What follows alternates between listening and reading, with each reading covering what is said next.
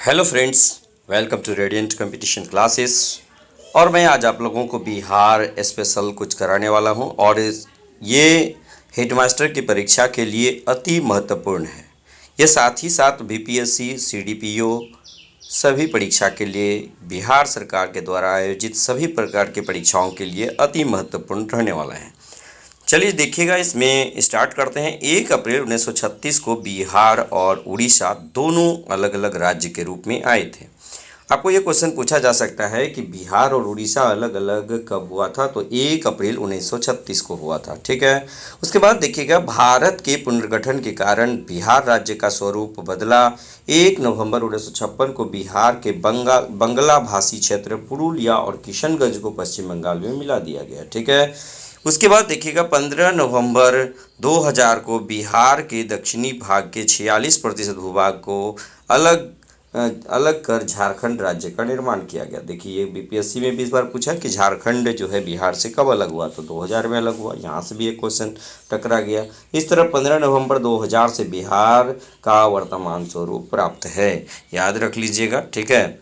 ये किशनगंज का कुछ क्षेत्र पश्चिम बंगाल को दिया गया था, ये भी बात आप याद रखिएगा। उसके बाद देखिएगा, बिहार का भौगोलिक रूपरेखा के बारे में यदि बात की जाए तो भारत के उत्तर पूर्वी भाग के निम्न और मध्य गंगा बेसिन में अवस्थित है। अवस्थिति भौतिक स्थिति देखिएगा, अक्षांश विस्तार 24 डिग्री 20 मिनट 10 सेकेंड से 27 डिग्री 31 मिनट 15 सेकेंड उत्तरी तक, और देशांतरी विस्तार 83 डिग्री 19 मिनट 50 सेकेंड से लेकर 88 डिग्री 17 मिनट 40 सेकेंड देशांतर तक है। और ज्यामितीय आकार ये आयताकार है। समुद्र तल से ऊंचाई, ये बार बार परीक्षा में छपता है, ये 53 मीटर या 173 फीट है। उसके बाद देखिएगा, इसका क्षेत्रफल बहुत इंपॉर्टेंट है। क्षेत्रफल कितना है? 94,163 वर्ग किलोमीटर है। और देखिएगा, भारत के कुल क्षेत्रफल का ये 2.86% है। और क्षेत्रफल के दृष्टि से देखिएगा, ये 13वां, यहाँ पे 13वां नहीं, आप इसको कहीं भी मिलेगा तो गलत लिखिएगा, 12वां लिखिएगा। ठीक है। तेलंगाना के गठन के बाद ये 13वां हो गया था, लेकिन जम्मू कश्मीर के बाद, जम्मू कश्मीर का जब ये केंद्र शासित प्रदेश में के रूप में ये परिवर्तित हो गया, तो फिर पुनः इसका स्थिति 12वां हो चुका है। पहले भी 12वां था, लेकिन तेलंगाना के अलग होने के बाद इसका स्थिति 13वां हो गया था। लेकिन अब फिर जम्मू कश्मीर के बाद जो है ये फिर 12वां हो गया है। इस बात को आप याद रख लीजिएगा। ठीक है। उसके बाद देखिएगा, इसकी लंबाई 345 किलोमीटर है, चौड़ाई 483 किलोमीटर है। यानी चौड़ाई लंबाई देखिएगा, उत्तर से दक्षिण की बात की जाती है 345, और चौड़ाई 483 पूर्व से पश्चिम। और देखिएगा, ये सब याद रखने की ज़रूरत नहीं है। उत्तर में नेपाल, दक्षिण में झारखंड, पूर्व में पश्चिम बंगाल, पश्चिम में उत्तर प्रदेश है। ठीक है। राज्य के चिन्ह बोधि वृक्ष, राज्य के भाषा हिंदी, द्वितीय राज्य की भाषा उर्दू है। उसके बाद यहाँ पे देखिए, यहाँ से सबसे ज़्यादा प्रश्न पूछा जाता है, आप इसको देख लीजिए। राज्य के पशु बैल, राज्य के पक्षी गौरैया, राज्य के वृक्ष पीपल, राज्य के पुष्प गेंदा, राज्य के मछली मांगूर है। ये देखिए, बीपीएससी में पूछा भी गया है, मैं आपको बता दे रहा हूँ। कुल जनसंख्या याद रखिएगा, 2011 के अंतिम आंकड़ों के अनुसार 10, 40, 99, 452 याद रखिएगा। और ये कुल जनसंख्या का 8.6% है। और जनसंख्या के आधार पर ये तीसरा सबसे बड़ा देश ये राज्य है। ये देखिए, बीपीएससी 63वां में पूछा हुआ है।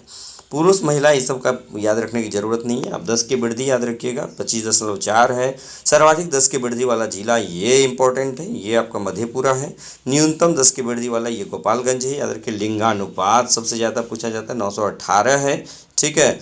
और ये शिशु लिंगानुपात 935 है, ये भी पूछा जाता है। इस बार भी पूछा गया कि सर्वाधिक लिंगानुपात ये 64वीं बीपीएससी, हालांकि कैंसिल, ये 67वीं ये पूछा गया, लेकिन ये कैंसिल हो गया एग्जाम। ये पूछा गया था कि सर्वाधिक लिंगानुपात वाला जिला कौन सा है, तो गोपालपुर है, 1021 है। ठीक है। उसके बाद देखिएगा, न्यूनतम लिंगानुपात की बात देखी जाए तो मुंगेर है 876। जन घनत्व तो कितना है, ये सब तो एकदम अच्छे से याद रख लीजिएगा, 1106 जो है प्रति वर्ग किलोमीटर है। और न्यूनतम जनगणना तो देखिएगा, कैमूर का है 488। सर्वाधिक जनसंख्या पटना का है, और सबसे कम जनसंख्या शेखपुरा का है। ठीक है। साक्षरता दर 61.8%, ये डाटा पक्का याद हो जाना चाहिए। महिला 51.5% और जो है पुरुष 71.2% है। ये याद रख लीजिएगा, ये परीक्षा की दृष्टि से अति महत्वपूर्ण। सर्वाधिक साक्षरता वाला जिला जो है रोहतास है, याद रखिएगा 73.4% है। उसके बाद देखिए न्यूनतम साक्षरता वाला कौन सा है, ये पूर्णिया है। सर्वाधिक पुरुष साक्षरता दर वाला जिला रोहतास है। न्यूनतम पुरुष साक्षरता वाला जिला जो है ये पूर्णिया है। सर्वाधिक महिला साक्षरता रोहतास का है और सबसे कम साक्षरता जो महिला का है तो ये सहरसा के अंदर है। आप इसको याद रखिएगा, यहाँ से प्रश्न छपता ही है, ठीक है। उसके बाद देखिएगा आगे सबको याद रखना नहीं है, आगे यहाँ याद रखना है। देखिएगा कि सर्वाधिक अनुसूचित जो जाति है वो गया में है, यानी सर्वाधिक एससी कहाँ है, गया में, और सबसे कम एससी कहाँ पे है, किशनगंज के अंदर है। ये दो बातें आप याद रखिएगा। और सबसे ज़्यादा जो है इसमें देखिएगा सर्वाधिक अनुसूचित जनजाति यानी एसटी सबसे ज़्यादा पश्चिमी चंपारण में है, और सर्वाधिक नगरीकरण पटना में हुआ है, न्यूनतम नगरीकरण समस्तीपुर में हुआ है। ये सब बात याद रखने लायक है।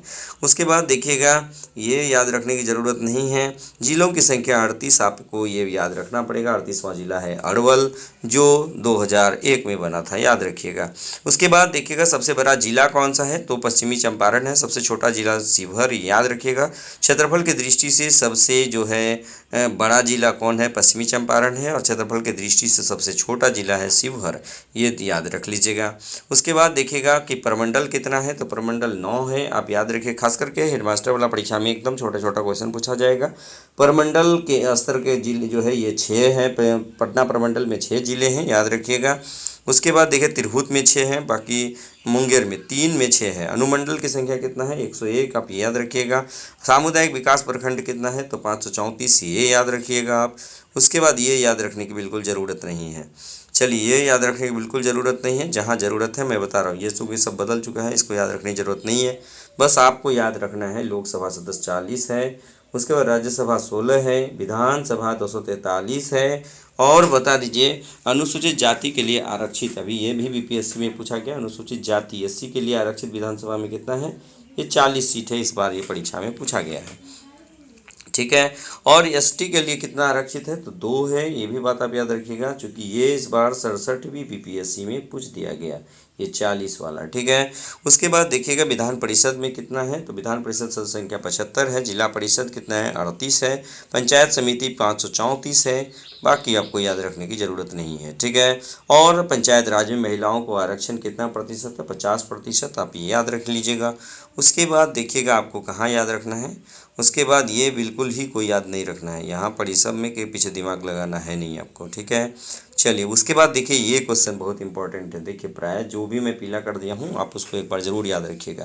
गंगा नदी का बिहार में प्रवेश, ये भोजपुर जिला में हुआ है, याद रखिएगा। दुर्गावती जलप्रपात कहाँ है, तो ये रोहतास में है। ककोलत नवादा में है। सुख लदरी, तमासीन, धुआं कुंड, ये सभी नवादा में ही हैं। उसके बाद गर्म जल सप्तधारा, जल ब्रह्म कुंड, सूर्य कुंड, मखदूम कुंड, लक्ष्मण कुंड, ये देखिएगा ये बहुत ये कुंड है जहाँ से ये गर्म जल की कुंड है, ये पूछा जाता है आपको, ठीक है। उसके बाद प्रमुख सिंचाई परियोजना देखिए गंडक है, कोसी है। ताप विद्युत में देखिएगा बरौनी ताप विद्युत है, मुजफ्फरपुर ताप विद्युत, कहलगांव ताप विद्युत, बाढ़ ताप विद्युत परियोजना ये प्रस्तावित है। उसके बाद देखिएगा और बाकी राजगीर और गिरिया की पहाड़ियाँ, वीर पहाड़ियाँ बराबर, शिवालिक, रामनगर, दुनकी, सोमेश्वर, रामशिला, प्रेतशिला, गिरिडीह, पार्वती, जमालपुर, खड़गपुर पहाड़ियाँ, ये प्रमुख पहाड़ियाँ हैं बिहार के, ठीक है। वायु परिवहन का विकास कब हुआ था, आप इसको याद रखिएगा, 1960 ईस्वी में हुआ था, याद रख लीजिएगा। उसके बाद देखिए ये सब याद रखने की बिल्कुल आपको ज़रूरत नहीं है। यहाँ पे एक याद रखने की ज़रूरत है कि एकमात्र जो है राष्ट्रीय पार्क है ये वाल्मीकि नगर राष्ट्रीय पार्क है, याद रख लीजिएगा, ठीक है। उसके बाद देखिए राजगीर, भीमबांध, विक्रमशिला ये अभ्यारण्य है। चलिए, इसको अभी तत्काल याद रखने की ज़रूरत नहीं है। चलिए, अब सीधे यहाँ से देखिएगा क्वेश्चन आंसर है। इतिहासकारों ने मानवों का उद्गम कितना वो लाख वर्ष पूर्व माना है, तो 10 लाख वर्ष पूर्व माना है। उसके बाद प्रागैतिहासिक काल अलिखित प्रत्यक्ष स्रोत का काल है। ऐतिहासिक काल 1000 ईस्वी से 600 ईस्वी पूर्व तक कहलाती है। लिखित स्रोत का काल कहलाती है। पूरा पाषाण काल देखिएगा 10 लाख से 10,000 ईस्वी पूर्व है, याद रखिएगा। उसके बाद मध्य पाषाण काल 11 लाख से 6,000 ईस्वी पूर्व है। 6,000 से 4,000 ईस्वी पूर्व का काल नव पाषाण काल कहलाता है। कैलकोलिथिक काल जो है 4,000 से 3,000 ईस्वी पूर्व है। कांस्य युग का समय 3,000 से 2,000 ईस्वी पूर्व है, याद रखिएगा। चलिए उसके बाद देखिएगा, ये बहुत इंपॉर्टेंट टॉपिक मैं बताने जा रहा हूँ आप लोग को। समुद्र तट से बिहार की दूरी कितनी है? 200 किलोमीटर है। समुद्र तट से बिहार की औसत ऊंचाई 53 मीटर है। राज्य से होकर गुजरने वाला राष्ट्रीय राजमार्ग NH2, NH28, NH30, NH31। NH31 सबसे बड़ा राष्ट्रीय राजमार्ग है। उसके बाद देखिएगा कि मिट्टी यहाँ अवशिष्ट प्रवाही मिट्टी पाई जाती है, प्रवाही मिट्टी पाई जाती है। मुख्य फसल धान है, गेहूं दूसरा है, चना, मक्का, ईख इत्यादि है। सबसे बड़ी सिंचाई परियोजना की बात यदि की जाए तो ये गंडक परियोजना है। प्रमुख रेलवे स्टेशन, ये सब याद रखने की बिल्कुल ज़रूरत नहीं है। आप यहाँ याद रखिएगा कि जो हमारा महापर्व है वो छठ है, और डॉल्फिन दिवस 5 अक्टूबर को मनाया जाता है। राजकीय मेधा दिवस 30 दिसंबर को मनाया जाता है। सर्वोच्च शिखर बिहार का जो सोमेश्वर है 874 मीटर ऊंची है, और बिहार का शोक कोसी नदी को कहा जाता है। ये याद रखिएगा, इतना सारा क्वेश्चन इससे रहेगा। अगला देखिएगा क्वेश्चन है, लौह युग जो है 2000 से 1000 ईस्वी पूर्व है। बिहार में मानव विकास का इतिहास प्राचीन है कितना? 1 लाख वर्ष प्राचीन है। मुंगेर, सारण, वैशाली, गया, पटना आदि से उपलब्ध हुए पाषाण औजारों तथा उपकरणों का संबंध पुरा पाषाणकालीन संस्कृति से नवपाषाणकालीन संस्कृति तक है। वैज्ञानिकों ने प्रारंभिक मानव का नामकरण निएंडरथल मानव के रूप में किया है। वेरी वेरी इंपॉर्टेंट, आप इसको याद रख लीजिएगा। वाल्मीकि नगर पश्चिमी चंपारण से प्राप्त उपकरण किस काल के हैं? पुरापाषाण काल के हैं। मुंगेर से प्राप्त अवशेष किस युग के हैं? मध्यवर्ती प्रस्तर युग के हैं। उसके बाद देखिएगा अगला सवाल, बिहार में आदि मानव की उपस्थिति के प्रारंभिक साक्ष्य कहाँ से प्राप्त हुआ है? तो मुंगेर एवं नालंदा से प्राप्त हुआ है। बिहार में आदि मानव की उपस्थिति के आरंभिक साक्ष्य किस युग के हैं? पूर्व प्रस्तर युग के हैं। बिहार में मध्यवर्ती प्रस्तर युग के साक्ष्य मुंगेर से मिले हैं। चिरांद एवं चेचर से किस युग के अवशेष प्राप्त हुए हैं? नव प्रस्तर युग के। उसके बाद बिहार में ताम्र प्रस्तर युग के परवर्ती चरण के अवशेष कहाँ से प्राप्त हुए हैं? तो चिरांद, चेचर, मनेर और एवं सोनपुर सभी से प्राप्त हुए हैं। बिहार के संबंध में निम्न में से कौन सा कथन सत्य है? तो प्रयुक्त सभी कथन, यानी कि यहाँ पुरातात्विक उत्खनन से पूर्व मध्य एवं उत्तरी पाषाण कालीन पत्थर के औजार और उपकरण मिले हैं। बिहार में आदि मानव निवास करते थे। बिहार में सबसे पुराने अवशेष पुरापाषाण काल के हैं। तो देखिएगा, ये हम लोग आज इतना टॉपिक पढ़ लिए, एक टॉपिक पूरा कंप्लीट कर लिए, यानी बिहार का सेंसस कंप्लीट कर लिए। तो आज के वीडियो में हम इतना ही रखते हैं, इसलिए कि वीडियो फिर ज़्यादा लंबा हो जाएगा तो फिर आपको मज़ा नहीं आएगा। ठीक है, तो चलिए फिर नेक्स्ट वीडियो में आपको मैं बता दूं कि यदि आप हेडमास्टर की तैयारी कर रहे हैं तो निश्चित रूप से सभी प्रकार के टॉपिक का कवर मैं प्रतिदिन एक वीडियो के माध्यम से आप तक भेजूंगा।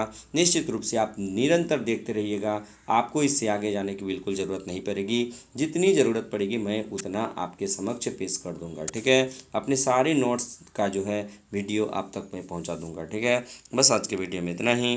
धन्यवाद।